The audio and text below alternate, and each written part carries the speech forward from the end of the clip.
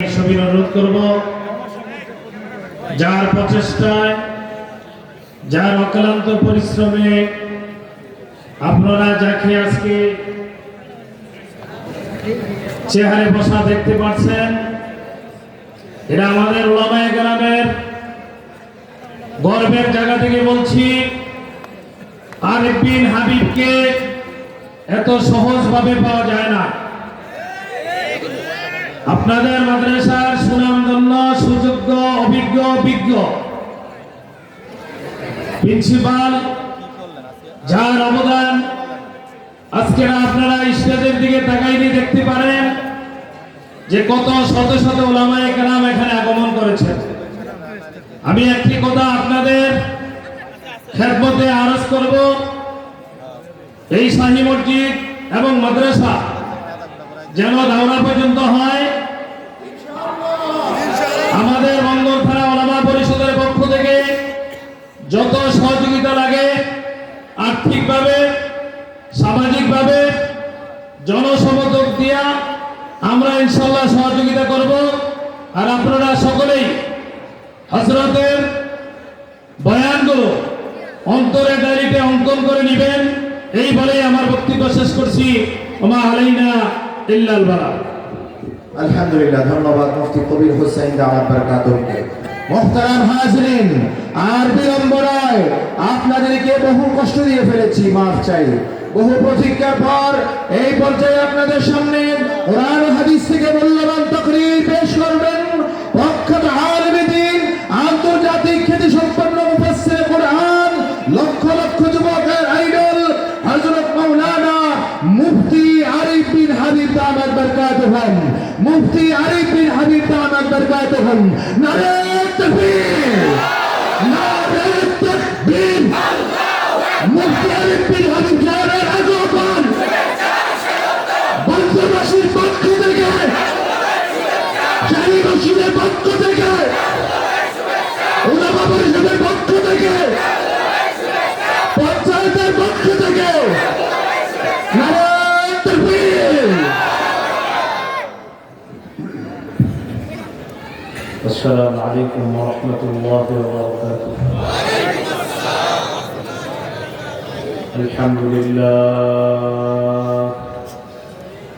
আলহামদুলিল্লাহি কাফা ওয়া সালামুন আলা ইবাদিহিল্লাযীনা ইসতাফা। আম্মা বা'দু ফাআউযু বিল্লাহি মিনাশ শাইতানির রাজীম। বিসমিল্লাহির রহমানির রহিম। ওয়া আকিমুস সালাত।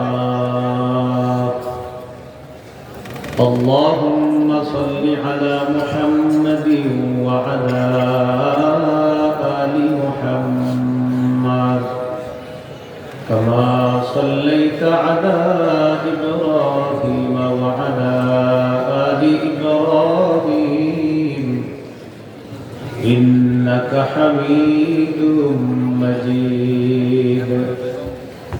আল্লাহুম্মা বারিক আলা মুহাম্মাদিন ওয়া আলা আলি মুহাম্মাদ কামা বারাকতা আলা ইব্রাহিম ওয়া আলা আলি ইব্রাহিম ইন্নাকা হামিদুম মাজিদ। اللهم إني أعوذ بك من شر لساني ومن شر سمعي ومن شر بصري ومن شر مني। শাহী মসজিদ জামিয়া কওমিয়া মাদ্রাসা পঞ্চায়েত কমিটির উদ্যোগে হাফেজ ছাত্রদের পাগড়ি প্রদান উপলক্ষে 2 দিন ব্যাপী চতুর্থ বার্ষিক ইসলাহি মাহফিলের দ্বিতীয় দিনের প্রধান অতিথি জনাব মোহাম্মদ গোলাম নবী মুরাদ, সাবেক কাউন্সিলর জনাব আবুল কাউসার আশা, যুগ্ম আহ্বায়ক নারায়ণগঞ্জ মহানগর বিএনপি, সাবেক কাউন্সিলর 23 নং ওয়ার্ড নাসির, সভাপতি আলহাজ আব্দুল হান্নান সরকার, সভাপতি শাহী মসজিদ পঞ্চায়েত কমিটি ও ও অত্র মাদ্রাসা সাবেক কাউন্সিলর 21 নং ওয়ার্ড নারায়ণগঞ্জ সিটি কর্পোরেশন, বিশেষ অতিথিবৃন্দ, আরজ গুজার হাফেজ মাওলানা মুফতি সালমান রফিকি, সার্বিক ব্যবস্থাপনায় শাহী মসজিদ পঞ্চায়েত কমিটি বন্দর, আজকে আমন্ত্রিত হজরত উলামায়ে কেরাম গুরুত্বপূর্ণ আলোচনা করেছেন। হজরত মাওলানা মুফতি আবুল হাসানাত ফরিদি, মাওলানা মুফতি এনামুল হক রাশিদি, মাওলানা মুফতি রিয়াজুল হক মজুমদার, হযরত মাওলানা মাহদি হাসান সাহেব দামাত বারাকাতুহুমুল আলিয়া, উপস্থিত হযরত উলামায়ে কেরাম, মুসলমান ভাইরা, আল্লাহ তাআলার দরবারে শুকরিয়া আদায় করছি। আল্লাহ আমাদেরকে এই মাহফিলে উপস্থিত হওয়ার তৌফিক দান করেছেন বলে আলহামদুলিল্লাহ। সূরাতুল বাকারা 43 নম্বর আয়াতের সামান্য একটু অংশ তেলাওয়াত করলাম। আয়াতে আল্লাহ তাআলা বলেন, ওয়া আকিমুস সালাহ, তোমরা নামাজ কায়েম করো। নামাজ ইসলামের অন্যতম গুরুত্বপূর্ণ ইবাদত। কালিমার পরে সবচেয়ে শ্রেষ্ঠ ইবাদত নামাজ। ইবনে মাজাহ হাদিস 278-279 নম্বর হাদিস। রাসূলুল্লাহ সাল্লাল্লাহু আলাইহি ওয়াসাল্লাম বলেন, ইসতাকিমু, তোমরা দ্বীনের উপর অটল থাকো। ফানি'মা আন তাসতাকিমু, দ্বীনের উপর অটল থাকা কতই না কল্যাণ। ওয়া'লামু আন্না মিন আফযালি আ'মালিকুম আস-সালাহ, জেনে রাখো তোমাদের আমলের মধ্যে সবচেয়ে শ্রেষ্ঠ আমল হলো নামাজ, সবচেয়ে ফজিলতপূর্ণ আমল হলো নামাজ। মাথা ছাড়া শরীরের যেমন অবস্থান, নামাজ ছাড়া দ্বীনেরও তেমন অবস্থান। অর্থাৎ মাথা ছাড়া শরীরের যেমন এটা পূর্ণাঙ্গতা আসে না, নামাজ ছাড়া দ্বীনে পূর্ণাঙ্গ হয় না। রাসূলুল্লাহ সাল্লাল্লাহু আলাইহি ওয়াসাল্লাম বলেন, লা ঈমানা লিমান লা আমানাতা লাহ, যার আমানতদারিতা নাই তার ঈমান নাই। ওয়ালা সালাতা লিমান লা তুহুরা লাহ, যার পবিত্রতা নাই তার নামাজ নাই। ওয়ালা দীনা লিমান লা সালাতা লাহ, যার নামাজ নাই তার দ্বীনদারিতা নাই। ইন্নামা মাওদিউস সালাতি মিনাদ-দীন কামাওদিউর রাসি মিনাল জাসাদ। নবীজি বলেন, শরীরের মধ্যে মাথার অবস্থান যেমন, দ্বীনের মধ্যে নামাজের অবস্থান তেমন। শরীরের মধ্যে মাথা যেমন সবচেয়ে গুরুত্বপূর্ণ, দ্বীনের মধ্যে নামাজ সবচেয়ে গুরুত্বপূর্ণ। তো এই জন্য বললাম, মাথা ছাড়া শরীর যেমন, নামাজ ছাড়া দ্বীন তেমন। আল্লাহ আমাদেরকে সর্বশ্রেষ্ঠ গুরুত্বপূর্ণ আমল নামাজ, এটা যেন আমরা প্রতিনিয়ত পড়তে পারি, কায়েম করতে পারি। আল্লাহ তৌফিক দান করেন। আল্লাহ তাআলা বললেন, আকিমুস সালাত, তোমরা নামাজ কায়েম করো। সূরা বাকারার 238 নম্বর আয়াতে আল্লাহ বলেন, হাফিজু আলাস সালাওয়াত, তোমরা নামাজ সমূহের প্রতি যত্নবান হও। সূরা হুদের 114 নম্বর আয়াতে আল্লাহ বলেন, وَأَقِمِ الصَّلَاةَ طَرَفَيِ النَّهَارِ وَزُلَفًا مِنَ اللَّيْلِ, দিনের দুই প্রান্তে এবং রাতের কিছু অংশে নামাজ কায়েম করো। আল্লাহ কি বললেন? নামাজ পড়ো না কায়েম করো। সূরা তাহা 14 নম্বর আয়াতে আল্লাহ বলেন, ইন্নানি আনাল্লাহ লা ইলাহা ইল্লা আনা ফা'বুদনি ওয়া আকিমিস সালাতা লিযিকরি। আল্লাহ ছাড়া কোনো ইলাহ নাই, আল্লাহ বলেন আমি আল্লাহ, আমি ছাড়া কোনো ইলাহ নাই। আমার ইবাদত করো, আমার শরণার্থে নামাজ কায়েম করো।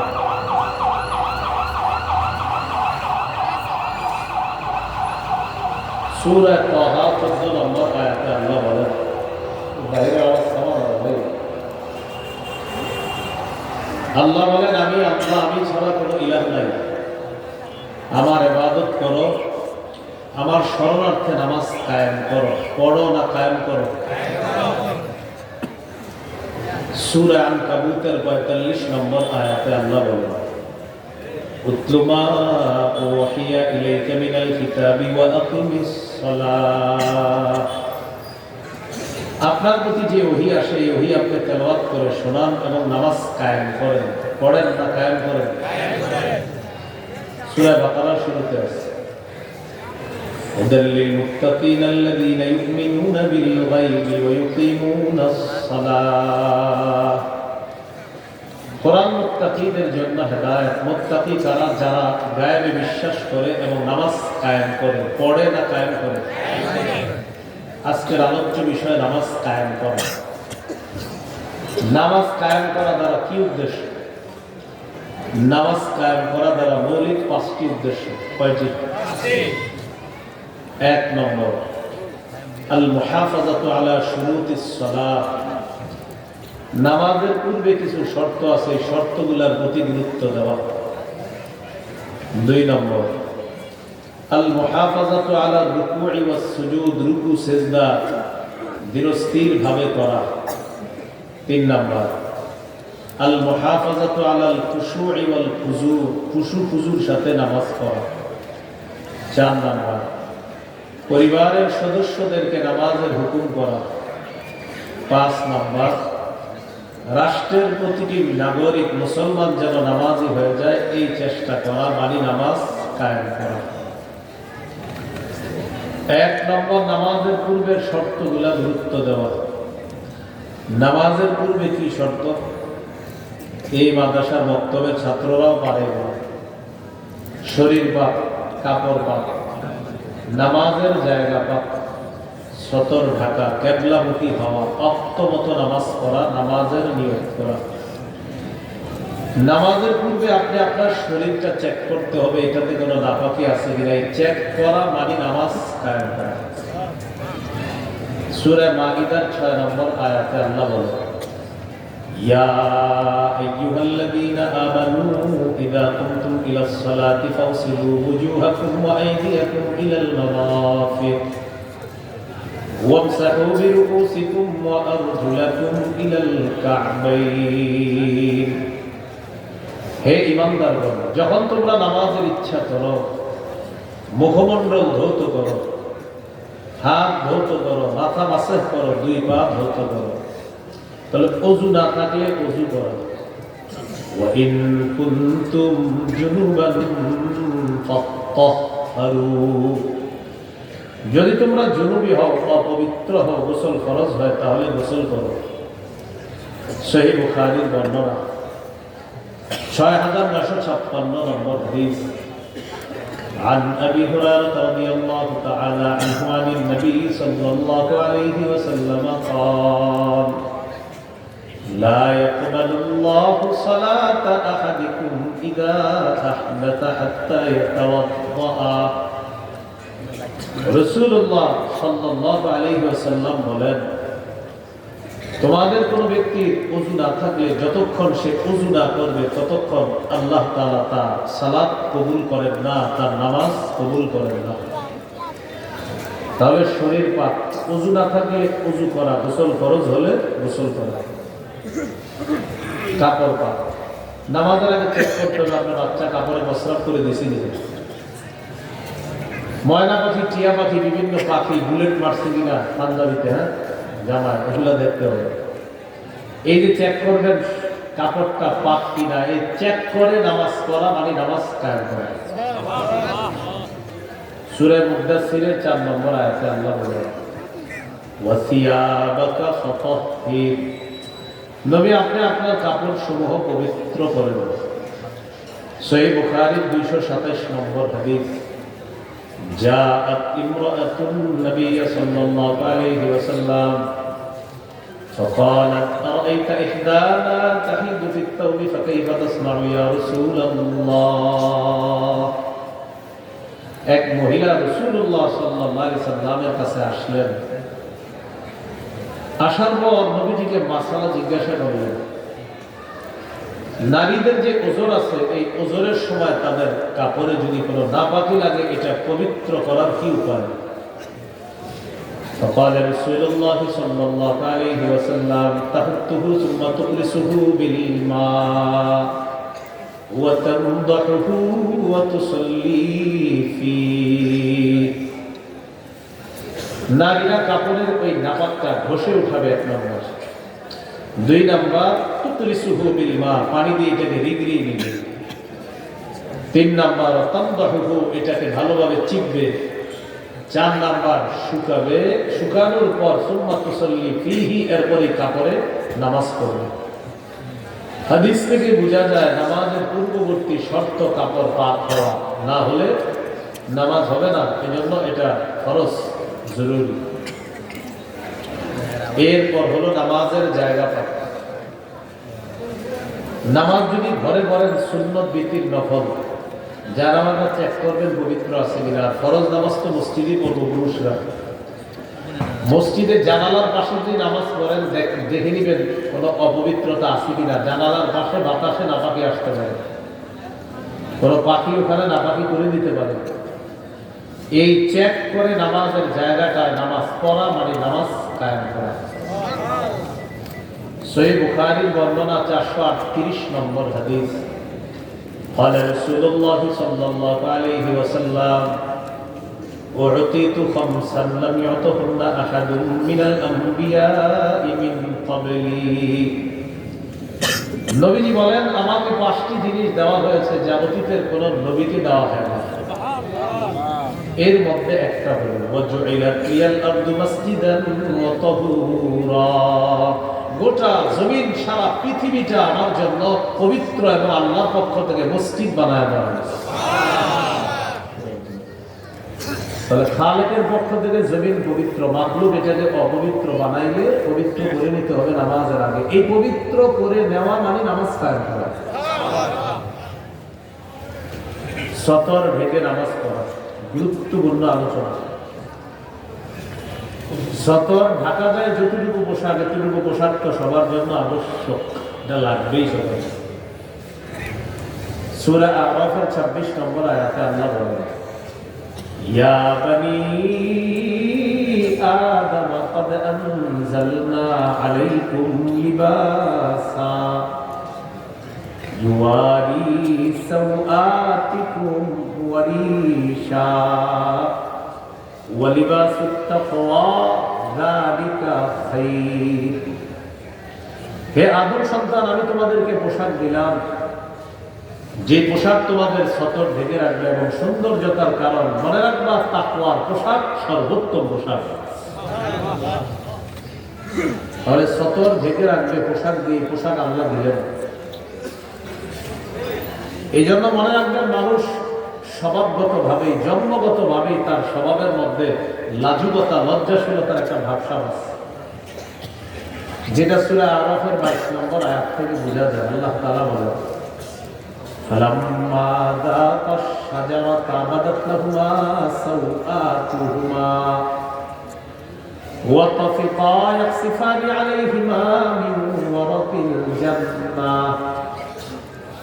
আদম এবং হাওয়া তারা যখন নিষিদ্ধ গাছের পাতা আস্বাদন করলো, ভক্ষণ করলো, তাদের সতর থেকে কাপড় খুলে গেল, লজ্জাস্থান দুইজনের সামনে প্রকাশ পেয়ে গেল। তো তাদেরকে কিন্তু কেউ বলে দেয় নাই লজ্জাস্থান প্রকাশ পাওয়াটা লজ্জার বিষয়, এটা কিন্তু এখনো তাদেরকে কেউ বলে নাই।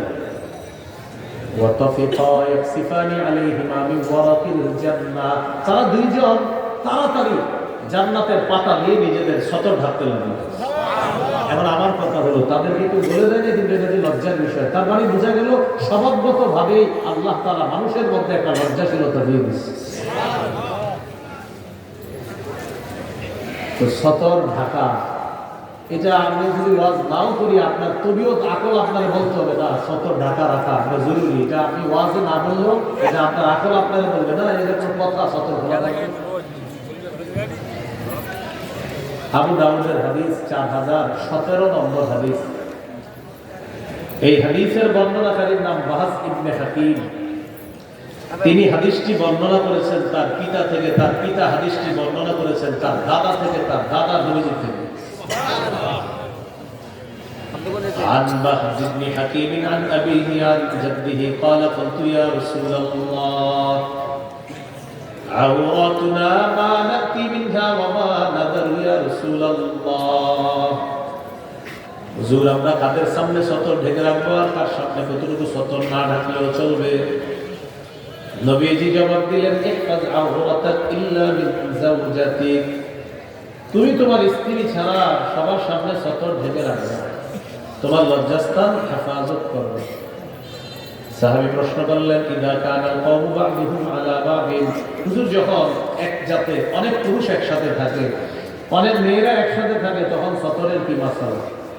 মহিলা হোস্টেলে মেয়েরা একসাথে থাকে, ব্যাচেলর রুম নিয়ে 4-5 ছেলে একসাথে থাকে, মাদ্রাসায় ছেলেরা একসাথে থাকে, মেয়ে মাদ্রাসায় মেয়েরা একসাথে থাকে, তখন সতরের কি মাসালা?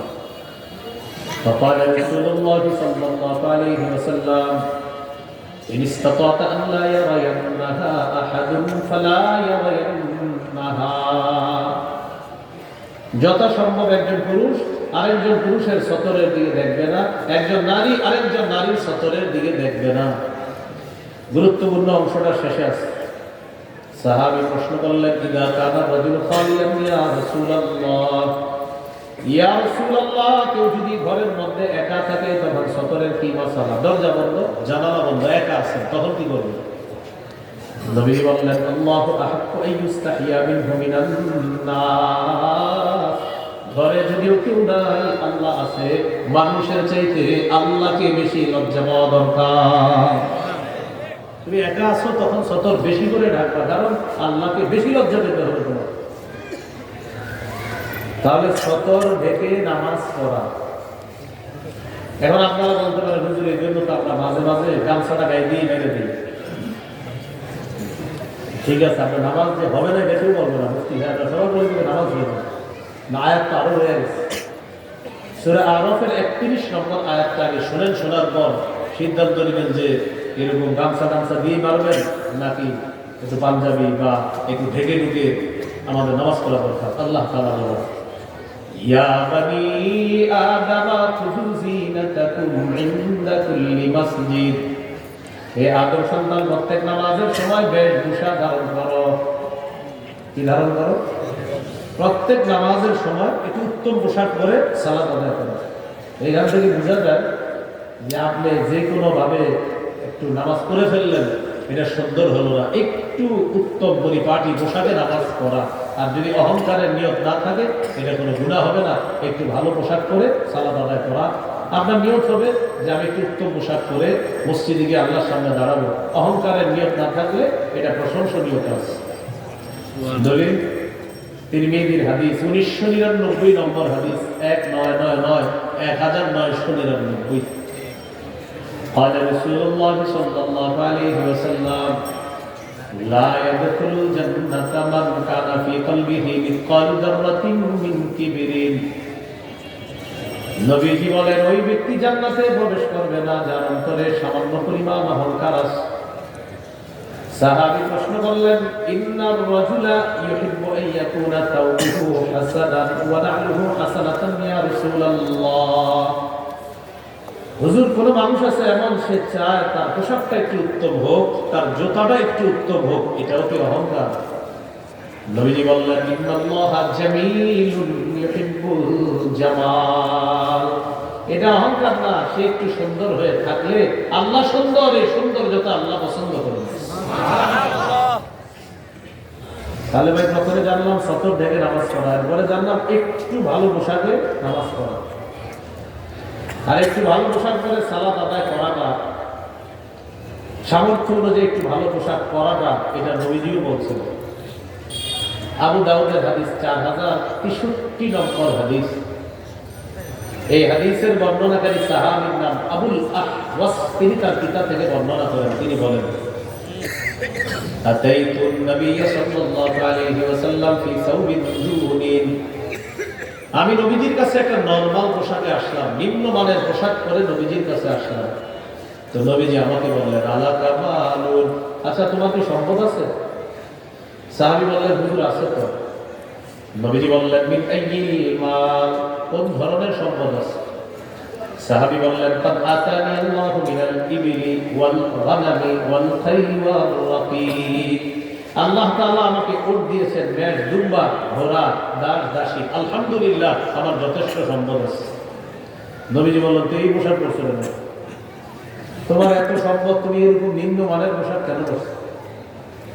সাথে সাথে নবী বললেন, ইদা আতাকাল্লাহু মালা ফালিয়ুরা আসার নি'মাতিল্লাহি আলাইকা ওয়া কারামাতিহি, আল্লাহ যখন তোমাকে সম্পদ দিয়েছেন, এই নিয়ামতের নিদর্শনটা তোমার মাঝে মাঝে মাঝে দেখা যাবে যে আল্লাহ পছন্দ করেন। সুবহানাল্লাহ।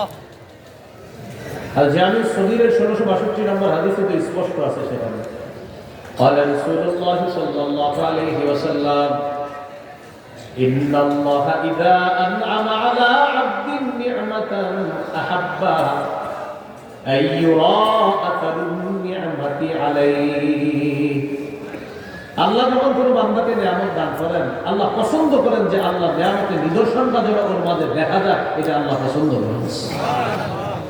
তাহলে শর্ত আছে, কিন্তু অহংকারের নিয়ত থাকা যাবে না। আপনি সামর্থ্য অনুযায়ী একটু ভালো পোশাক পরে আপনি সালাদ আদায় করেন।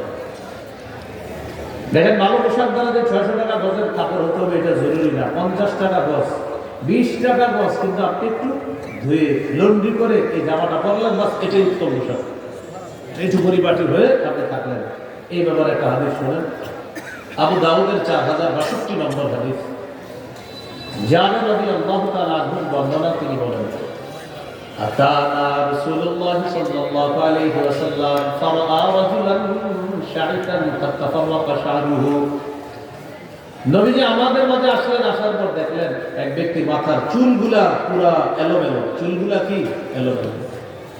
فقال رسول الله صلى الله عليه وسلم ما هذا يجد ما يسكن به شعرا, আচ্ছা তার কি কোনো চিরুনি নাই চুলগুলো আশ্রানোর জন্য?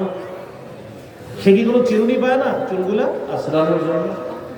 তো এটা একজনে বলেন। আরেকজনকে দেখলেন, ওয়া রাজুলান আখরা আলাইহি থিয়াবুন ওয়াসিখা, আরেকজনের শরীরের মধ্যে ময়লা কাপড়। নবীজি বললেন, আমা হাদা ইয়াজিদু মা আন ইয়াগসিলু বিহি সাওবা, আচ্ছা সে কি পানি পায় না কাপড় ধোয়ার জন্য? কি বললেন, সে কি পানি পায় না কাপড় ধোয়ার জন্য? এখান থেকে বোঝা যায় 2 বছর 1.5 বছর 6 মাস গোসল না করে চুল জটলা বানানো আর লাল কাপড় ছাড়া ইত্যাদি পরিধান করে পীরগিরি দাবি করা চূড়ান্ত ভণ্ডামি ছাড়া আর কিছু না। আসলেই ঠিক, আসলেই ঠিক। মানে আপনার নবীজি দেখেন কি বলতেছে, তুমি কি বাণী পাও না? আমাদের বাংলাদেশে বাণী বাবা, বাণী বাবা, তো আপনার একটা ময়লা কাপড় পরবে, চুলগুলা জটলা বানাবে আর ধোবে না। যাই হোক, প্রথমে মেনে নিই ওনার ধোয়ার মতো পানি উনি পায় না, হয়তো বাংলাদেশে এমন এক অঞ্চলে ছিল উনি, পৃথিবীর হয়তো কোথাও ছিল, পানি ছিল না। 2 শ্যাম্পু পায় না উনি, কেনার টাকা নেয় না, 2-3 টাকা ছিল না, তাই শ্যাম্পু কিনতে পারে না। আচ্ছা, দুটোটাই মেনে নেয়। ওনার আনফর্চুনেটলি ভক্ত জমে গেছে, মুরিদ হয়ে গেছে, 10,000 20,000 লাখ লাখ মুরিদ হচ্ছে। 1 লক্ষ মুরিদ 1 টাকা করে দিলে কত হয়? 1 লক্ষ। আপেল, কমলা, আঙ্গুর, বেদানা পুরা ঘর ভর্তি, কিন্তু পীর সাহেবকে 1 সেট পাঞ্জাবি পায়জামা দেওয়ার মতো সামর্থ্য করা হয়। এটা কেন দেয় না জানেন? মুরিদরা জানে আমাদের সে ভণ্ড, আর পীর সাহেব জানে ওরাও যে ভণ্ড। আমরা 2 দল ভণ্ড, এটা 2 দলই জানি, কিন্তু ওরা জানে যে আমাদের পীর সাহেবের মূল ইনভেস্টটা হলো এই ভণ্ডামি কাপড় আর ভণ্ডামি চুল। এই ইনভেস্ট যদি নষ্ট হয় তাহলে পীরগিরিতে ভাড়া দেব না।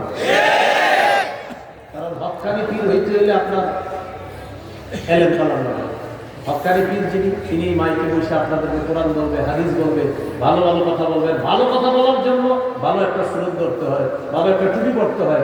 আর আপনার অটোমেটিক হওয়ার জন্য সুরত লাগে না, চুলগুলা ঝটলা চুপচাপ বসে থাকবেন, ফেলে যাবে, কিচ্ছু বলা লাগবে না, নিচে দিয়ে তাকায় থাকবে আর সবার বলবো, যখন বলবে এটা কোনো কথা বলবে, ভাই কি যে আছে বুঝলাম। এবারে এটা একটা ওনার পীরের ইনভেস্ট, চুপচাপ থাকবে। হঠাৎ জিজ্ঞাসা করবে এইভাবে থাকে না, বলবে বুঝলাম না, এই যে বিষয়টা বুঝবানো হয়ে বা সোনার এই এক ইনভেস্ট দিয়ে চলতেছে। যদিও নানান মঞ্জিলগুলো নাই, আল্লাহ এই জন্য আপনার ইচ্ছা করে কাপড় না ধোয়া, এটা কি শরীর সম্মত? এই কথাটা মনে দেখেন, আপনারা এরকম ভক্ত থাকতে পারেন, ইচ্ছা করে কাপড় না ধোয়া এটা কোন কথা? ইচ্ছা করে চুলে আপনার বছরের পর বছর পানি লাগায় না, শ্যাম্পু দেয় না, এটা কোন শরীর তারি হয়েছে? আল্লাহ আমাদেরকে হেফাজত করে। তাহলে কি শিখলাম মনে আছে? শরীর বা কাপড় বা নামাজের জায়গা বা সতর ঢাকা, সতর ঢেকে সালাত আদায় করা। তো সতর ঢাকার ক্ষেত্রে বললাম একটু উত্তম মানের পোশাক পরে আমরা সালাত আদায় করব। গতকালকে কি বার ছিল? শুক্রবার। শুক্রবার একটা স্পেশাল নামাজ আছে, কি নামাজ?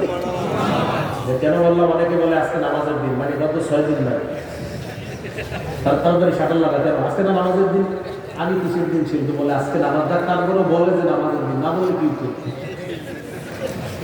আল্লাহ শুক্রিয়া যে বলে যে নামাজের দিন, না বললে তো এটা পুরা আপনি মনে করে যেতেন। এই জন্য এখনো শুক্রিয়া যে বলে একদিন আজকে নামাজের দিন, না বললে কি করতে? যে বলে আজকে নামাজের দিন তারা বললে যে ভাই ডেলি নামাজের দিন, এটা একটু বলে দিবে। শুক্রবারের দিনের একটা হাদিস, এটা মন দিয়ে শোনেন, 1056 নম্বর হাদিস, ইবনে মাজাহ হাদিসের কিতাব। আয়েশা সিদ্দিকা রাদিয়াল্লাহু তাআলা আনহা বর্ণনা, নবীজি জুমার নামাজের আগে ভাষণ দিতেছে, খুতবা দিতেছে। আন্না নবী সাল্লাল্লাহু আলাইহি ওয়াসাল্লাম খাতাবা আন-নাস ইয়াউমাল জুমুআ, জুমার নামাজের ভাষণ দিতেছে। ফারা আলাইহিম থিয়াবান ইমান, তাকায় দেখে একদল সাহাবীর শরীরে কাজের পোশাক, মানে যে পোশাক পরে কাজ করছে ওই পোশাকে জুমার নামাজে চলে আসছে। فقال رسول الله صلى الله عليه وسلم فما على أحدكم إن وجد ساعة أن يتخذ ثوبين لجمعة سوى ثوبي مهنته। শোনো, তোমাদের যাদের সামর্থ্য আছে তাদের উচিত তারা কাজের পোশাকের পরিবর্তে আরো 2 জোড়া পোশাক জুমার দিনের জন্য রেখে দেওয়া। কাজের পোশাকটা খুলে ওই উত্তম 2 জোড়া পোশাক পরে তারা জুমার সালাতে আসবে। যাদের সামর্থ্য আছে তোমরা এটা করবা। তাহলে হাদিস থেকে বোঝা যায় সামর্থ্যবানদের জন্য একটু উত্তম পোশাক পরে জুমার নামাজে যাওয়া, ঈদের নামাজে যাওয়া। আর সূরা আরাফের 31 নম্বর আয়াত অনুযায়ী প্রত্যেক সালাতে সামর্থ্য অনুযায়ী একটু ভালো মানের পোশাক পরে আল্লাহর দরবারে দাঁড়ানোর চেষ্টা করা। আর সূরা আরাফের 26 নম্বর আয়াত অনুযায়ী সতর ঢেকে নামাজে দাঁড়ানো। আর আবু দাউদের 4017 নম্বর হাদিস অনুযায়ী সতর ঢেকে নামাজে দাঁড়ানো। আর 4063 আর 4062 নম্বর হাদিস অনুযায়ী একটু সামর্থ্য অনুযায়ী পরিপাটি হয়ে নামাজে দাঁড়ানোর চেষ্টা করা। আল্লাহ তৌফিক দান। এই হলো সতর ঢাকা, ক্যাবলামুখী হয়ে নামাজ পড়া। আপনি কোনো এলাকায় সফরে গেছেন, যাওয়ার পরে আপনার হঠাৎ নামাজের সময় তাহলে জিজ্ঞাসা না করে আল্লাহু আকবার দাঁড়ায় গেছে, মাগরিবের নামাজ, কথার কথা আর কি 3 রাকাত নামাজ 3 রাকাত করে ফেল। মাগরিবে তো আর সফর আর মুকিমার মুসাফিরের কোনো পার্থক্য নেই, 3 পড়তে হবে। 3য় রাকাতে সালাম ফিরানোর আগে একজন আয়েশা বিসমিল্লাহ বলে, হুজুর আপনি তো নামাজ পড়ছেন পূর্ব দিকে ফিরে। তা আপনি কেন জিজ্ঞাসা করলেন না ওই এলাকায় গিয়ে? মানে আপনার মনে হয়েছে এটা পশ্চিম, এই জন্য দাঁড়ায় গেছে। এই জন্য মনে হইলে দাঁড়াবেন না। অপরিচিত এলাকায় যাবেন, সেখানে গিয়ে মানুষ জিজ্ঞাসা করবেন, ভাই আমি নামাজ পড়বো, ক্যাবলা ঠিক আছে তো? মানে আপনার যেটাকে ক্যাবলা মনে হয়তো বললেন ক্যাবলা ঠিক আছে তো, তো তারা বলবে না না এইভাবে না ওইভাবে এদিকে। এটা জিজ্ঞাসা করে নামাজ পড়া, নামাজ কায়েম করা। আপনি কেন জিজ্ঞাসা করলেন না? বাইতুল মুকাররমে জীবনে কতবার গেলাম। বাইতুল মুকাররমের বাইরে যখন থাকি আমার কাছে পশ্চিম উত্তর দক্ষিণ সব ঠিক থাকে, কিন্তু যখন মসজিদে ঢুকি তখন আমার কাছে মনে হয় উত্তর দিকে নামাজ পড়ি আর দক্ষিণ গেটটারে পশ্চিম মনে হয়। এটা মানুষের হইতে পারে। কেল্লার পাশে থাকি 11 বছর, কেল্লা থেকে পশ্চিমে আমি যেটা তাফসীর করি, ওইটা যে মাদ্রাসায় আমি শিক্ষক, ওইটাও কেল্লার পশ্চিমে। তো কেল্লার মসজিদে ঢুকলে আমার মনে হয় আমি উত্তর দিকে নামাজ পড়ি, আর দক্ষিণটা হলো পশ্চিম। অথচ কেল্লা থেকে পশ্চিমে আমার মাদ্রাসাও মসজিদ। এই যে মনে হওয়ার কারণেই তো কেবলার মশলা। এখন অনেক এলাকায় যাবেন, যাওয়ার পরে আপনার মনে হবে এটা কেবলা না, আপনার মনে হইলেই হবে না। আশেপাশে মানুষ আছে, জিজ্ঞাসা করবেন কেবলা কোনটা। এই কেবলা নির্ণয় করে কেবলার দিকে ফিরে নামাজ পড়া, নামাজ কায়েম করা। 17 মাস 18 মাস রাসূলুল্লাহ সাল্লাল্লাহু আলাইহি সাল্লাম বাইতুল মুকাদ্দাসের দিকে ফিরে সালাত আদায় করছে। কয় মাস? 17-18 মাস নামাজ পড়ছে বাইতুল মুকাদ্দাসের দিকে ফিরে। ভাই আওয়াজ বাড়ান না, বাড়ান না। আমি মাইকটা সামনে নিলে আওয়াজ বাড়ান না, আওয়াজ বাড়ান বলে খালি সামনে নিতেছে, আওয়াজ বাড়ান না। বাইতুল মুকাদ্দাসের দিকে ফিরে 17-18 মাস নবীজি নামাজ পড়ছে। খালি আকাশের দিকে তাকায় বারবার। মন চাই কি জানেন? ইস, আল্লাহ যদি ক্যাবলাটা আবার কাবার দিকে করে দিত, এটা মন চাই, কিন্তু মুখ দিয়ে বলে না। কেন বলে না? কারণ আল্লাহর হুকুম বাইতুল মুকাদ্দাসের দিকে ফিরে নামাজ পড়তে হবে। কিন্তু খালি এমন করে মাথা নামায়, এমন করে মাথা নামায়। সূরা বাকারা 148-149 নম্বর আয়াত আল্লাহ নাযিল করে দিলেন, قد نرى تقلب وجهك في السماء। নবী, আপনি বারবার আকাশে মাথা উঠানো কেন করেন? আমি দেখি আর আমি জানি কেন করেন। সুবহানাল্লাহ, আমি কিন্তু জানি আপনি এটা কেন করেন। ফালানুওয়াল্লিয়ান্নাকা কিবলাতান তারদাহা, অবশ্যই আমি আল্লাহ আপনাকে আবার ওই দিকে ফিরিয়ে দিব যে দিকটা আপনার কিবলা হিসাবে পছন্দ, অর্থাৎ কাবার দিকে খুব তাড়াতাড়ি আপনাকে আমি আল্লাহ আবার ফিরিয়ে দেব। সুবহানাল্লাহ। 4 রাকাত ওয়ালা নামাজে নবী নিয়ত করে দাঁড়িয়েছে বাইতুল মুকাদ্দাসের দিকে ফিরে। 2 রাকাত পড়ে ফেলছে, বাকি আছে 2 রাকাত। জিবরিল আমিন এসে গেলেন, এসে বললেন তাড়াতাড়ি ঘুরে যান, আবার কাবার দিকে ঘুরেন। আল্লাহ কিবলা পরিবর্তন করে দিয়েছে, বাকি 2 রাকাত কাবার দিকে পড়ে। সুবহানাল্লাহ। এজন্য এই মসজিদকে বলা হয় মসজিদু জিল কিবলাতাইন, 2 কিবলার মসজিদ। মানে একই নামাজ নবী 2 কিবলার দিকে ফিরে পড়েছিলেন। এই হলো কিবলামুখী হয়ে নামাজ পড়া, সময় মতো নামাজ পড়া, গুরুত্বপূর্ণ আলোচনা। সূরা নিসা 103 নম্বর আয়াতে আল্লাহ তাআলা বলেন, ইন্নাস সালাতা কানাত আলাল মুমিনিনা কিতাবাম মাওকুতা, নিশ্চয়ই মুমিনদের উপর সময় মতো নামাজ পড়া ফরজ। সহিহ বুখারী 527 নম্বর হাদিস, عن عبد الله بن مسعود رضي الله تعالى عنه قال سألت رسول الله صلى الله عليه وسلم أي العمل أحب إلى الله। আমি রাসূলুল্লাহ সাল্লাল্লাহু আলাইহি সাল্লামকে জিজ্ঞাসা করলাম, আল্লাহর কাছে সবচেয়ে পছন্দনীয় আমল কোনটি? فقال رسول الله صلى الله عليه وسلم الصلاة على وقتها, সময় মতো নামাজ পড়া। তাহলে প্রশ্নটা আমি করি, জবাবটা আপনারা দিবেন। বলেন আল্লাহর কাছে সবচেয়ে পছন্দনীয় আমল কোনটি? জোরে বলবেন, আল্লাহর কাছে সবচেয়ে পছন্দনীয় আমল কোনটি? এটা কি প্রতিদিন নাকি মাহফিলের দিনও? মাহফিলের দিন।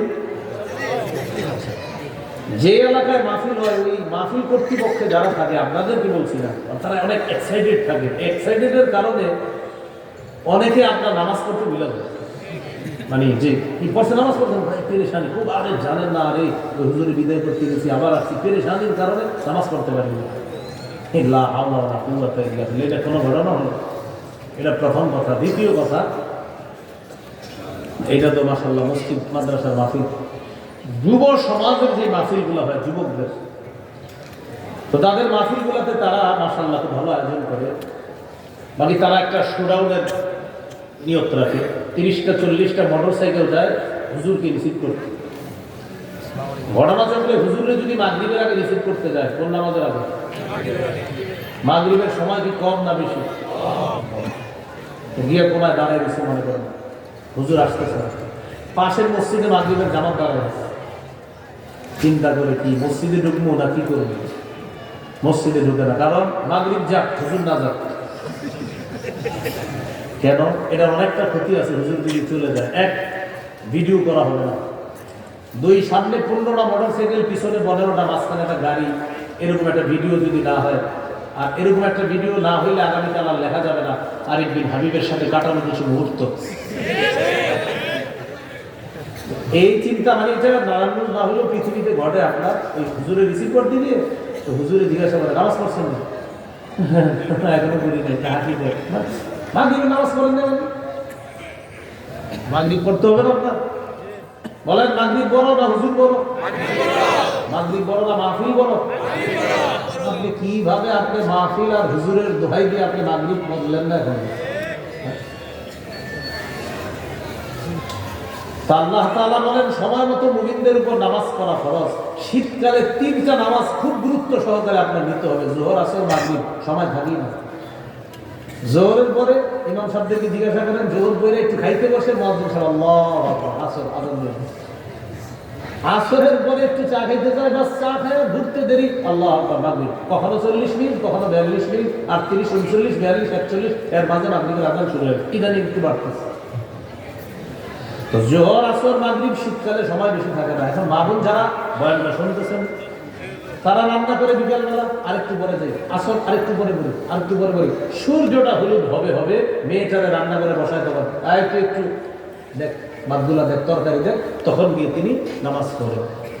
এখন মন দিয়ে শোনেন, যারা ইচ্ছা করে আসরের নামাজ এইভাবে দেরি করলেন, সূর্য হলুদ বানাইলেন, আবু দাউদের 413 নম্বর হাদিস, রাসূলুল্লাহ সাল্লাল্লাহু আলাইহি ওয়াসাল্লাম বলেন, তিলকা সালাতুল মুনাফিকিনা, তিলকা সালাতুল মুনাফিকিনা, তিলকা সালাতুল মুনাফিকিন। যারা ইচ্ছা করে সূর্য হলুদ বানিয়ে আসরের নামাজ পড়ে, নবী বলেন এটা মুনাফিকের নামাজ, এটা মুনাফিকের নামাজ, এটা মুনাফিকের নামাজ। তাহলে ইচ্ছা করে সূর্য হলুদ বানিয়ে আসর পড়া কোনো সুযোগ নাই। সময় মতো নামাজ পড়া মুমিনদের উপর ফরজ। বলছিলাম যোহর, আসর, মাগরিব শীতকালে আল্লাহ আসতে কোনো অপেক্ষা করেন না, নামাজটা যথাসময় করবেন। 1 নম্বর বিষয়। 2, অনেকে আমরা মাগরিবের সময় অপেক্ষা করি যে আলোচক সাহেব আসলে আমরা মাগরিবটা বলবো না, মাগরিব করে ফেলবো। 4 মাযহাবের ফতোয়া মাগরিবের আযানের পরে লম্বা সময় দেরি না করা।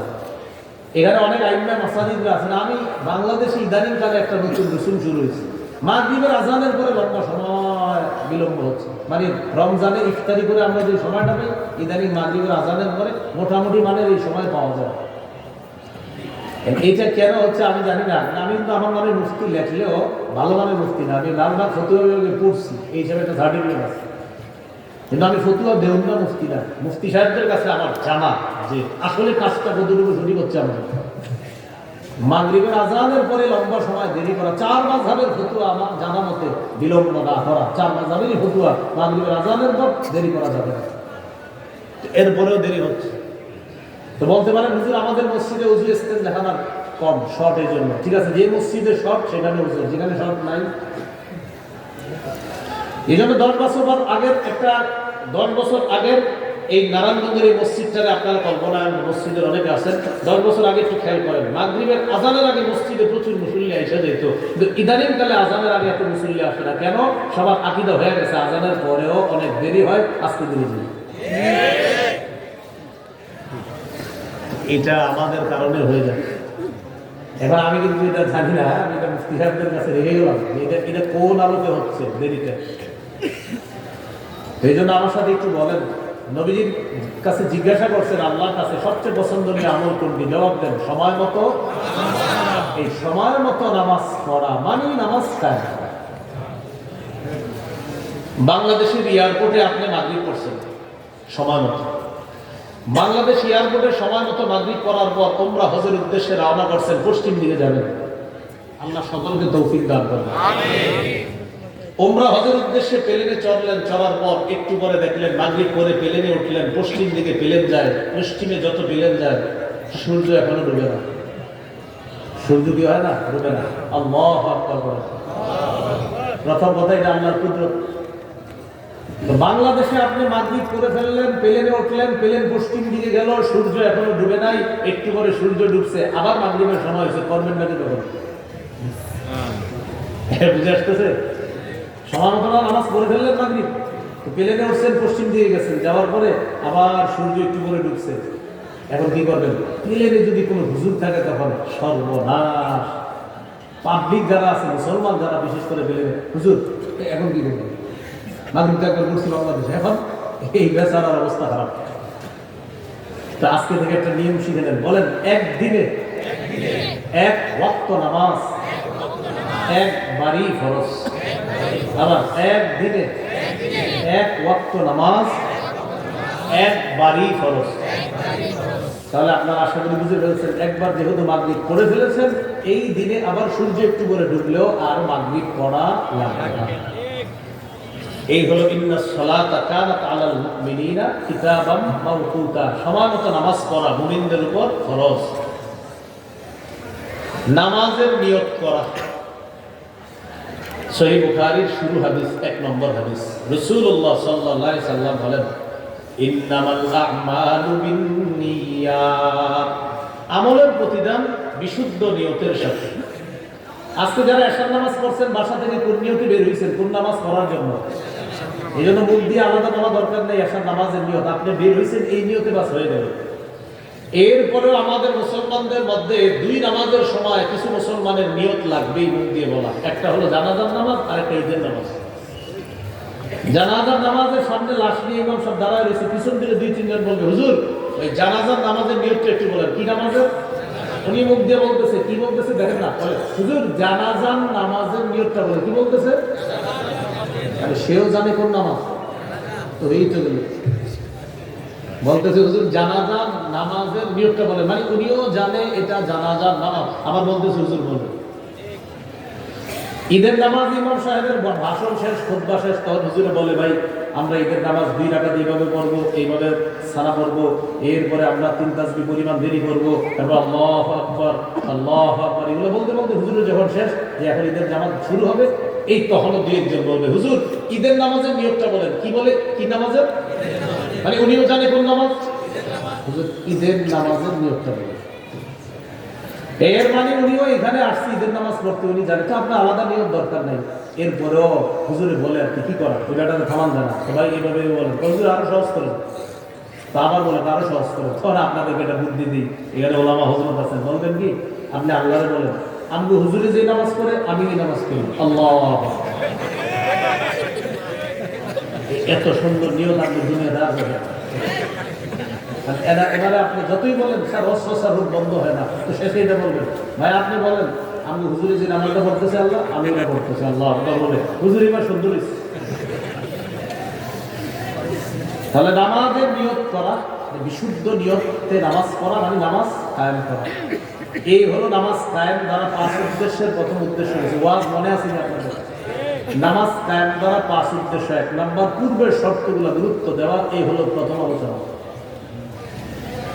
2 নম্বর আলোচনা আল মুহাফাজাতু আলা রুকু'i ওয়াস সুজুদ, রুকু সিজদার প্রতি গুরুত্ব দেওয়া, যত্নের সহকারে রুকু সিজদা করা। এটা খুব মন দিয়ে শুনেন আলোচনা। সহিহ বুখারীর বর্ণনা 757 নম্বর হাদিস। রাসূলুল্লাহ সাল্লাল্লাহু আলাইহি সাল্লাম মসজিদে আছে, এক সাহাবী মসজিদে ঢুকছে, তো নামাজ পড়ছে, নামাজ পড়ার পর আল্লাহর নবীকে সালাম দিছে। ফরদ আলাইহি, আল্লাহ নবী সালামের জবাব দিয়ে বললেন, ইরজি ফাসাল্লি ফাইন্নাকা লাম তুসাল্লি, যাও তুমি ফিরে যাও, আবার নামাজ পড়ো, তুমি নামাজ পড়ো নাই। ফারাজা ইউসাল্লি কামা কানা সাল্লা, ওই লোকটা ফিরে গেলেন, আবার আগের মতো নামাজ পড়লেন, আবার সালাম ফিরালেন, আবার নবীর কাছে আসলেন, আসার পর বললেন আসসালামু আলাইকুম, সালাম দিলেন, নবী তার সালামের জবাব দিলেন, নবী বললেন আবার ফিরে যাও, আবার নামাজ পড়ো, তুমি নামাজ পড়ো নাই। আবার যাওয়ার পর আবার নামাজ পড়ছে, আবার নবীজি আবার বললেন ইরজি ফাসাল্লি, তুমি আবার ফিরে যাও, তুমি নামাজ পড়ো নাই। সাহাবী বললেন আল্লাযী বাআসাকা বিল হাক্কি মা উহসিনু গায়রাহু আল্লিমনি ইয়া রাসূলুল্লাহ, আল্লাহ তাআলা আপনাকে যে সত্য সহ প্রেরণ করেছেন, ওই আল্লাহর কসম আমি এর চাইতে সুন্দর নামাজ পড়তে জানি না, মেহেরবানি করে আমাকে আপনি নামাজ পড়া শিখিয়ে দেন। এবার নবীজি নামাজ পড়া শিখিয়ে দিচ্ছেন। ইযা কুনতা ইলাস সালাত, যখন তুমি নামাজে দাঁড়াবা, ফাকাব্বির আল্লাহু আকবার বলে হাত বাঁধবা, সানা পড়বা, ফাতিহা পড়বা, সুম্মা ক্রা মা তায়াসসারা মা'আকা মিনাল কুরআন, কোরআনের যেখান থেকে তোমার সহজ সেখান থেকে তুমি পড়বা। সুম্মা রুকা, এরপর রুকুতে যাইবা। এইটা শুনেন, হাত্তা তাতমাইন্না রাকিআ, ধীরস্থিরভাবে রুকু করবা। ইতমিনানের সম্পর্ক কলবের সাথে, তোমার কলবে যেন ইতমিনান হয় যে আমার রুকু হয়েছে, আমার রুকু হয়েছে, এটা যেন ইতমিনান হয়। মানে এরকম যেন না হয়, ইতমিনান হতে হবে যে না এটা রুকু হয়েছে। অন্তত 3 বার যদি আস্তে আস্তে বলেন সুবহানা রাব্বিয়াল আযীম, সুবহানা রাব্বিয়াল আযীম, সুবহানা রাব্বিয়াল আযীম, তাও কিন্তু সুন্দরভাবে বোঝা যাচ্ছে আপনার নামাজ আছে। কিন্তু দেখবেন পাশে বৈশা রয়েছেন আপনি, তো এক ব্যক্তি সুন্নত করতেছে, একটু শোনেন না, হাইসা সিরিয়াসলি বিষয়টা দেখেন কি করে, মানে উনি বুঝাইতেছে আপনারে সুবহানা রাব্বিয়াল আযীম, এই পুরো বাক্যে সিন অক্ষরটা একবার, সুবহানা রাব্বিয়াল আযীম পুরো বাক্যে সিন অক্ষরটা কয়বার, আবার সুবহানা রাব্বিয়াল আযীম সিন অক্ষর কয়বার। এবার আপনারা বুঝে থাকলে বলেন, মানে উনি সু 3 বার বলা মানে, কারণ সিন তো এক বাক্যে একবার, তার মানে উনি সু 3 বার মানে যে আমি 3 বার সুবহানা রাব্বিয়াল আযীম পড়ে ফেলছি। এটা রবের সাথে আপনি তামাশা করলেন, এটা করেন না। নবীজি বললেন এরপর তুমি মাথা উঠাবা, হাত্তা তা'তাদিলা কাইমা, সোজা হয়ে দাঁড়াবা, বাঁকা হয়ে না। সুম্মা সুজুদের পর সিজদা করবা, 2 সিজদার মাঝখানে সোজা হয়ে বসবা। দেখেন এই যে 2 সিজদা, এই যে মানুষটা আল্লাহু আকবার, এক সিজদা, 2 সিজদার মাঝখানে এরকম সোজা পুরা, এরপরে আল্লাহু আকবার আরেক সিজদা। এখন আমাদের কোনো ওজন নাই, আল্লাহু আকবার এক সিজদা, এই যে দ্বিতীয় সিজদার মাঝখানে দেখেন 2 সিজদার মাঝে আল্লাহু আকবার আল্লাহু আকবার। উনি বাঁকা হয়ে থাকে, তার 2 সিজদা মিলে সিজদা হয় একটা। এক রাকাতে সিজদা কয়টা? 2টা। উনি করলো কয়টা? একটা। ওজন হলে ভিন্ন মাসালা, তার কোনো ওজন নাই, সে এমনি উঠা আল্লাহু আকবার আল্লাহু আকবার, এরকম কি হলো? নবীজি বললেন 2 সিজদার মাঝখানে সোজা হয়ে বসবা, এরপর আরেকটা সিজদা করবা। এই হলো তোমার এক রাকাত। ইফআল যালিকা ফি সালাতিকা কুল্লিহা, সারা জীবন যখন নামাজ পড়বা, আমি নবী তোমার আজকে 1 রাকাত যেভাবে শিখিয়ে দিলাম এইভাবে পড়বা, তাহলে এটা নামাজ হয়ে আল্লাহর কাছে যাবে।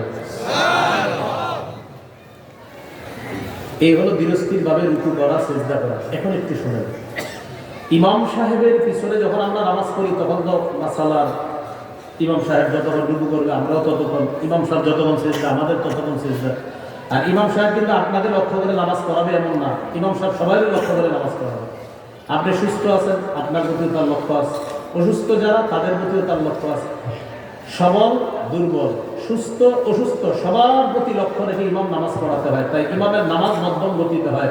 আপনার মনে হবে ইস হুজুরে যদি সূরা নাবা পড়তো, আর অসুস্থ ব্যক্তির মনে হবে হুজুরে যদি অদ্দোহা পড়তো, ওনার চেয়ে দুর্বল মুরব্বী আছে, ওনার মনে হবে ইস হুজুরে যদি অত্তিন পড়তো, আরেকজন আরো দুর্বল, ওনার মনে হবে হুজুরে কুলিয়াইল কাফিরুনদের কাছে পাইল না, এরকম মনে হবে। তো এই জন্য ইমাম সাহেব সবার প্রতি লক্ষ্য করে নামাজ পড়াইতে হবে। তো এখন আমি যেটা বলতে চাইতেছি আপনাদেরকে, সুন্নত বিতির ওয়াজিবগুলো যখন আমরা করব, লম্বা সময় দাঁড়াবো, লম্বা সময় রুকু করব, লম্বা সময় সিজদা করব, যত নফল, যত সুন্নত, যত বিতির, যত তাহাজ্জুদ আছে একটু লম্বা করার চেষ্টা করব ইনশাআল্লাহ। দাঁড়ানোটা লম্বা করব কেন? আবু দাউদের হাদিস 1449 নম্বর হাদিস। আব্দুল্লাহ ইবনে হুবশিগিল খাত, আমি নবীর একজন সাহাবী, তিনি নবীকে প্রশ্ন করলেন, আন্না রাসূলুল্লাহ সাল্লাল্লাহু আলাইহি ওয়াসাল্লাম সুইলা আইয়ুল আ'মালি আফযালু ইনদাল্লাহ, ইয়া রাসূলুল্লাহ, আল্লাহর কাছে সবচেয়ে মর্যাদাপূর্ণ আমল কোনটি আপনার কাছে জানতে চাই। নবীজি বললেন তুলুল কিয়াম, লম্বা সময় নামাজে দাঁড়িয়ে থাকা। সুবহানাল্লাহ, লম্বা সময় কি করা? নামাজে দাঁড়িয়ে থাকা। রয়ে গেল রুকু সিজদা। এবার রুকু সিজদা কতক্ষণ করবেন একটা হাদিস শোনাই পরে সিদ্ধান্ত নিন। সহিহুল জামে 1671 নম্বর হাদিস। আব্দুল্লাহ ইবনে ওমর রাদিয়াল্লাহু তাআলা আনহুমা, একদিন দেখে এক যুবক নামাজ পড়তেছে, ফরজ নামাজ না, সুন্নত বা নফল পড়তেছে। তো দেখে কি তিনি লম্বা সময় দাঁড়ায়, কিন্তু রুকু সিজদা একটু শর্ট করে। আব্দুল্লাহ ইবনে ওমর বললেন আইয়ুকুম ইয়ারিফু হাযা, আচ্ছা তোমাদের মধ্যে কেউ এই যুবককে চিনো? একজন বললেন আমি চিনি। আব্দুল্লাহ ইবনে ওমর বললেন লা আরাফতুহু লা আমারতুহু আইয়ুসিরার রুকুআ ওয়াস সুজুদা, আমি যদি তাকে চিনতাম আমি তাকে বলতাম রুকু সিজদাও যেন ওই দাঁড়ানোর মতো লম্বা করো, লম্বা সময় দাঁড়ায়। আমি তাকে বলতাম রুকুটাও লম্বা করো, সিজদাটাও লম্বা করো। কেন জানো? ফাইন্নী সামিআতু রাসূলুল্লাহ সাল্লাল্লাহু আলাইহি ওয়াসাল্লাম ইয়াকুল ইন্নাল আবদা ইযা কামা ইলাস সালাহ উতিয়া বিযুনুবিহি কুল্লিহা ফাউজিআত আলা আতিকাইহি, কোন বান্দা যখন নামাজে দাঁড়ায় তার সব গুনাহগুলা স্তূপ করে তার 2 কাঁধের মধ্যে রেখে দেওয়া হয়। কোন বান্দা যখন নামাজে দাঁড়ায় তার সবগুলা গুনাহ তার 2 কাঁধে রেখে দেওয়া হয়। কুল্লামা রাকাআ আও সাজাদা তাসাকাতাত আন, যখনই বান্দা রুকু করে, যখনই সিজদা করে, তার গুনাহের স্তূপ থেকে গুনাহগুলা ঝরে পড়া শুরু হয়ে যায়। রুকু সিজদা করলে গুনাহ ঝরে পড়ে। এখন আপনি যে রুকু করলেন, আল্লাহু আকবার, সামিআল্লাহু লিমান, আল্লাহু আকবার, গুনাহ কয় আমি করব কখন? হ্যাঁ, গুনাহের করার সুযোগ দিতে হবে। এজন্য বলেন আমার সাথে, রুকু সিজদা হবে যতক্ষণ, গুনাহ ঝরবে ততক্ষণ। আজকে থেকে রুকু সিজদা করব ততক্ষণ, গুনাহ ঝরাতে চাই যতক্ষণ। আপনারা যারা তাড়াতাড়ি করেন হয়তো গুনাহ নেই, এই জন্য এই আল্লাহ আল্লাহ আল্লাহ হয়তো গুনাহ নেই, নাহলে আপনার তো টেনশনই নেই। এই জন্য সুন্নত নামাজ, নফল নামাজ যখন করবেন, রুকু সিজদা ততক্ষণ করবেন আপনি যতক্ষণ গুনাহ ঝরাতে চান। আল্লাহ কথাগুলো বুঝার তৌফিক দান করুন। তাহলে এবার বলেন, মসজিদে ঢুকলেন, এই যে শাহী মসজিদ, দুইটা দেখেন, জোহরের আছে 2 মিনিট, একটা 13, এখন হয়তো একটা 28, 15 নাকি 30, একটা কিছু মসজিদে 15, কিছু 30, হয়তো গরমকালে 30 হয়ে যায়, সবগুলো একটা 13 বাজে, 2 মিনিট আছে আর নামাজ। মাশাআল্লাহ, উনি আল্লাহু আকবার 4 রাকাতে নিয়ত করে ফেলেছে। আল্লাহ 4 রাকাত 2 মিনিটে প্যাকেজ কমপ্লিট করে আপনাদের পুরো বুঝাই দিতেছে, আমি অমুকের সন্তান অমুক, 4 রাকাত 2 মিনিটে কমপ্লিট। তাহলে তুমিও দেখো 4 রাকাত পড়ার পরে আবার বুঝে বুঝে ইস্তেগফার করতেছে। কি সুন্দর, এইগুলা করেন না। যখন দেখেন 2 মিনিট আছে, বাস মসজিদে ঢুকছেন, দুকুলুল মসজিদ 2 রাকাত ধরে ধরিতে হবে। 2 রাকাত দুকুলুল মসজিদ পড়েন, আপনি মসজিদে ঢুকছেন, বাস 2 রাকাত দুকুলুল মসজিদ পড়েন। নবীজি 2 রাকাত না পড়ে মসজিদে বসতেন না, এই মৃত সুন্নাহটা জিন্দা করবেন। এটা কিন্তু হচ্ছে, এই যে আপনার দুকুলুল মসজিদটা নাই, আমাদের মধ্যে নাই বললে চলছে। এটা আলহামদুলিল্লাহ আমি চিন্তা করার চেষ্টা করি প্রতিনিয়তই। ইনশাআল্লাহ আপনারাও এই মৃত সুন্নাহটা চিন্তা করবেন। হ্যাঁ, মসজিদে ঢুকছেন, বাস আল্লাহ আমার 2 রাকাত সুন্নতে নিয়ত করে ফেলেন। এরপর আবার তাবাকুলের মাসালা, যে আপনার ওই 2 রাকাত আবার 4 রাকাতে ঢুকবে কিনা, এটার একটা মাসালা আছে। ঠিক আছে, আপাতত এটা ফের না, আপাতত এটা শুনে করুক। তাবাকুল কি জিনিস সেটা আপনারা দরকার নাই বুঝেন, আপাতত একটুই বুঝেন।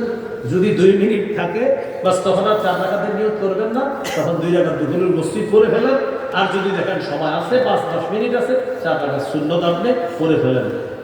আর যদি আগে 4 রাকাত সুন্নত করতে না পারেন, জোহরের ফরজটা 4 রাকাত করবেন, পরে 2 রাকাত করবেন, বকেয়া রয়ে গেল 4 রাকাত, এটা পরে করে নেবেন।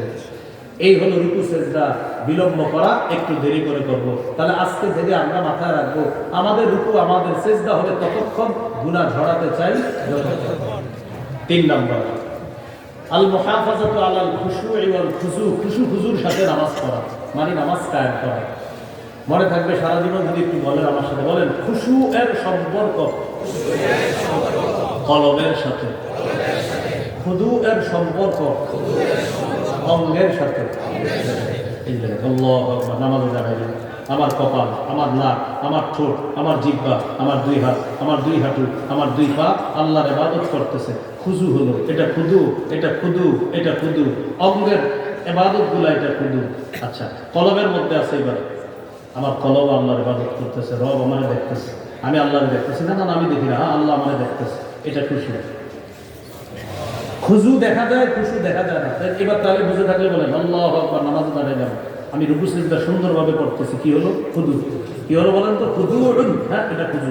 আচ্ছা, এবার কলবে আছে, ওই জমিনটা 15 লাখ হইতেছে, 17 লাখ হইলে দিয়ে দিতে হবে, এটা খুশু হলো না। আর এই খুশুটা দেখে আল্লাহ, কলবে খুশু আছে কিনা এটা দেখে শুধু আল্লাহ।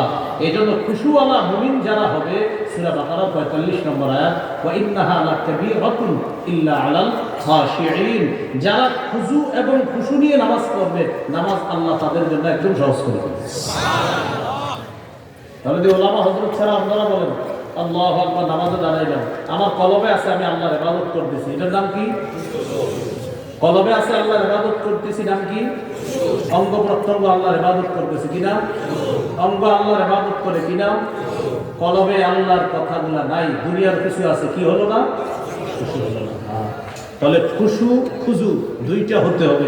মাঝে মাঝে আমরা বলি হুজুর অমুকে খুব সুন্দর করে খুশুর সাথে নামাজ পড়ে, এটা আজকে থেকে বললেন না, বলবেন খুজুর সাথে নামাজ পড়ে, কারণ খুজু দেখা যায়, খুশু দেখা যায় না, খুশু শুধু আল্লাহ দেখে। এই হলো খুশু খুজুর সাথে নামাজ পড়া মানে নামাজ কায়েম করা। 4 নাম্বার, পরিবারকে নামাজের হুকুম করা। আসসালামু আলাইকুম, ভাই ভালো আছেন? জি। আপনি স্ত্রী পরিবার এরা ফজর পড়ছে, আপনি তো ফজরে আসছেন, আর বললেন না, ভালো লাগে না, এখন আর বলি না ফজরের কথা। কেন? অনেক বলছি, আর ভালো লাগে না, এজন্য বলি না। এই যে আপনি ফজর পড়লেন, আপনি ফজর পড়েছেন, কায়েম করেননি। কি বলেন তো? ফজর পড়েছেন, কি করেননি? ভাই আপনি ছেলেটার খবর দিয়ে আসার নামাজ দেখলাম না, মোবাইল সারাক্ষণ চালা, নষ্ট হয়ে গেছে। নষ্ট হইলো আপনার ছেলে। ওরে কয়দিন বলছে নামাজের কথা? 5 বছর বলছি, 10 বছর বলুন। হুজুর 10 বছর বলছি, আল্লাহ হায়াত দিলে 20 বছর বলেন। হুজুর 20 বছর বলছি, হায়াত দিলে 40 বছর বলেন। হুজুর বলছি তো, মরার আগ পর্যন্ত আপনার 60 যায়, আর আগ পর্যন্ত ওরে নামাজের কথা বলেন। তাহলে বলেন তো, দেখুন ওনারে আমি বললাম, ভাই আপনি ভালো আছেন? উনি বললো ভালো। নামাজ পড়ছেন? বললো হ্যাঁ। পরিবারে বলছেন? বললো না। তাহলে উনি নামাজ পড়েছে, কায়েম করেন। উনি নামাজ পড়েছে, কায়েম করেন। কারণ নামাজ কায়েম করার 4 নাম্বার উদ্দেশ্য পরিবারকে নামাজের কথা বলা। তাহলে উনি আজকে এসা পড়ছে, পরিবারকে বলে নাই, উনি এসা পড়েছে, কায়েম করেন। বুঝছেন নি সবাই? 5 নাম্বার, রাষ্ট্র, আত্মীয় স্বজন, আমার প্রতিবেশী সবাই যেন নামাজি হয়ে চেষ্টা করা। ফজরের নামাজে আপনি আসলেন, ইমাম সাহেব জিজ্ঞাসা করলেন, আপনার প্রতিবেশী আব্দুর রহিম ভাই ডাক দিয়েছেন ফজরে? না, ডাক দিলেন না। আপনি ফজর পড়েছেন, কায়েম করেন। কি ব্যাপার, আপনার বন্ধু যে কামড় খেলতেছে, নামাজে ডাক দিচ্ছেন? না, নামাজে ডাক দেয়নি। কেন ডাক দিলেন না? ভালো লাগে এই জন্য বলিনি। তাহলে আজকে আপনি নামাজ পড়েছেন, কায়েম করেননি। বন্ধুরে যে দাওয়াতটা দেন নাই, তাই আপনি নামাজ পড়েছেন, কায়েম করেননি। মনে রাখবেন, আমরা যারা নিজেরা নামাজ পড়তেছি আর কাউরে নামাজের কথা বলি নাই, আমি নামাজ আদায়কারী হলাম, কায়েমকারী হলাম না। নামাজ কায়েমকারী তখন হব আমি নিজেও পড়ি, প্রতিবেশীকেও পড়াই, আত্মীয় স্বজন যারা আছে তাদেরকেও বলি, রাষ্ট্রের মুসলমানদেরকে নামাজি বানানোর চেষ্টা করি। তাহলে আমার নাম হবে মুকিমুস সালাহ। আর এটা ইব্রাহিম নবী দোয়া করছে আল্লাহর কাছে, রব্বি জাআলনি মুকিমাস সালাহ। আল্লাহ আপনি আমাকে নামাজ কায়েমকারী বানান। কি কারি বানান? নামাজ। তাহলে আশা করি আপনারা নামাজ পড়া আর কায়েম করার পার্থক্য বুঝেছেন। তাহলে বলেন তো, আজকে আমরা এখানে যারা আছে শুধু এশা পড়ছি, কাউরে বলি নাই, তাহলে এটার নাম কি হলো? এশা পড়া, কায়েম করা হয়নি। আজকে এশা আমরা বলেছিও, 2-4 জনকে বলেছিও, তাহলে এটার নাম কি হবে? নামাজ কায়েম। যে এশার নামাজটা আজকে আমরা কায়েম করি। হ্যাঁ, গুরুত্বপূর্ণ কথা হলো, রাষ্ট্রের মুসলমানরা যেন নামাজি হয়, এই দায়িত্ব হলো রাষ্ট্রপ্রধান পুরুষের। পুরুষ রাষ্ট্রপ্রধানের। বলেন কি রাষ্ট্রপ্রধান? বলেন কি রাষ্ট্রপ্রধান? আবার বলেন, ভালো করে বলেন, পুরুষ রাষ্ট্রপ্রধান। তাহলে দোয়া করতে হবে আল্লাহ কিয়ামতের আগে যেন আমাদের দেশে কোনো নারী প্রধান না হয়। রাসূলুল্লাহ সাল্লাল্লাহু আলাইহি সাল্লাম বলেন, লা ইউফলিহা কওমুন আল্লাহু আমরাহুম ইমরাআ। ওই জাতি কিছুতেই সফল হবে না যে জাতি তাদের দায়িত্বে কোনো নারীকে বসায় দেয়। সূরা হজের 41 নম্বর আয়াতে আছে, আল্লাযীনা ইম্মাক্কান্নাহুম ফিল আরদ আকামুস সালাহ ওয়া আতাউজ যাকাত ওয়া আমারু বিল মা'রুফ ওয়া নাহাউ আনিল মুনকার। আমি যাদেরকে দুনিয়ার শাসন ক্ষমতায় বসাই, তাদের মৌলিক কাজ হবে 4টা। নামাজ কায়েম করবে, যাকাত আদায় করবে, সৎ কাজের আদেশ করবে, অসৎ কাজের নিষেধ করবে। এর মানে রাষ্ট্রের সব মুসলমান যেন নামাজি হয়, রাষ্ট্রপ্রধানের দায়িত্ব হবে এটা। রাষ্ট্রের সবাই যেন যাকাত সঠিকভাবে দেয়, এটা রাষ্ট্রপ্রধান দায়িত্ব পালন করবে। সৎ কাজের আদেশ, অসৎ কাজের নিষেধ। তো রাষ্ট্রীয়ভাবে সবাই নামাজি হওয়ার দায়িত্বটা পুরুষ রাষ্ট্রপ্রধানের। তো আমাদের ভাগ্য এত খারাপ, এক কাগজ ছাড়ি আর এক কাগজ ধরি, বৃষ্টি থেকে বাঁচার জন্য বারবার ঝর্ণা নিচে এসে দাঁড়িয়ে বোকার পরিচয় দিচ্ছি আমরা। সবই তো ঠিক করতেছেন, ব্যাটিক করলে গোলামি দোষীরা পড়ছি, 47টা প্রেসিডেন্ট বানাইলো, একটা মহিলা বসাইল না, বারবার আমগো উপরে চাপায় দেয়। এই জন্য মনে রাখবেন, খেলাফত ব্যবস্থা ছাড়া মুসলমানদের ভাগ্যের পরিবর্তন হয় নাই, হবে না, হতে পারে না। উসমান আলী রাদিয়াল্লাহু আনহুম তাদের যুগ ফিরিয়ে আনা মুসলমানদের দায়িত্ব, কর্তব্য। এই জন্য 4 কাজ। কয় কাজ? বলেন, ঈমান, নেক আমল, খেলাফতের পূর্ব শর্ত। খেলাফত প্রতিষ্ঠার জন্য 2টি কাজ করতে হবে, দাওয়াত, জিহাদ। পূর্ব শর্ত 2টা, করণীয় 2টা। ঈমান, নেক আমল পূর্ব শর্ত, করণীয় দাওয়াত, জিহাদ। সুবহানাল্লাহি ওয়া বিহামদিহি, সুবহানাকাল্লাহুম্মা ওয়া বিহামদিকা, আশহাদু আল্লা ইলাহা ইল্লা আনতা, আস্তাগফিরুকা ওয়া আতুবু ইলাইক। সালাতের আলোচনাটা যাদের প্রয়োজন হবে, আমার সংকলন নিম্বরের আমানতের 6 নম্বর খণ্ডে যাদের কাছে আছে দেখে নেবেন সালাতের অংশটা।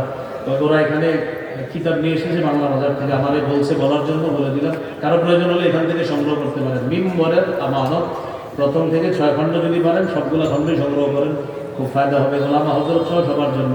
প্রথম খণ্ড সন্তানের 64টা অধিকার, দ্বিতীয় খণ্ড শিরিক বেদাত কুফর তৌহিদ, তৃতীয় খণ্ড হালাল হারাম, চতুর্থ খণ্ড স্বামী স্ত্রীর অধিকার, পঞ্চম খণ্ড লা ইলাহা ইল্লাল্লাহ ব্যাখ্যা, ষষ্ঠ খণ্ড নামাজ সম্পর্কে আলোচনা। আল্লাহ তাআলা আমাদের সকলকে আমরা যেন নামাজ কায়েম করতে পারি আল্লাহ তৌফিক দান করেন।